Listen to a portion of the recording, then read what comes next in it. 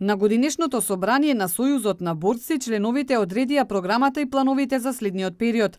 Активностите ќе бидат насочени кон афирмација на народно-ослободителната борба, преку одбележување на значајните историски настани и личности, вели новоизбраниот председател Јоцко Димитриевски. Општинската организација смета дека достојно треба да се одбележат сите значајни датуми, настани и личности од поблиското и подалечното историско минато на Република Македонија, а се разбира пред се од народно-ослободителната антифашистичка војна од Тетово, Тетовско и Република Македонија. Активностите ќе бидат насочени кон организирање на манифестации, собири, средби и трибини и други вид активности.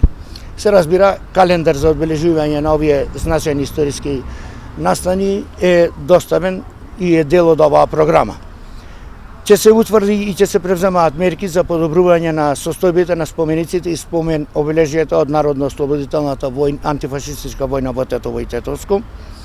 За обновување на кадровските редови, Сојузот на борци ќе настојува во текот на наредниот период да се превземаат мерки за помладување и помасовно ангажирање на граѓаните поддржувачи и продолжувачи.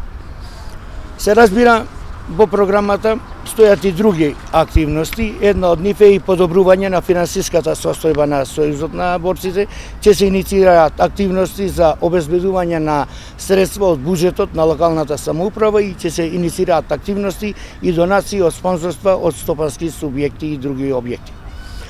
Ќе се продолжи со плодна соработка со гарнизонот на Армијата на Република Македонија од Тетово, како и со органите на локалната самоуправа, организацијата на резервни офицери, сродни здруженија, основни и средни училишта, политички партии, предпријатија и други субјекти.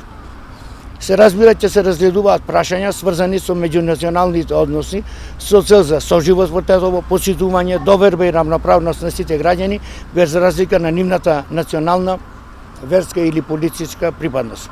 На седницата на Сојузот на борци одржана минатата недела беше разгледан извештајот за работата на организацијата за периодот од април 2015 до март 2017 година, како и предлог финансискиот план за следните 2 години.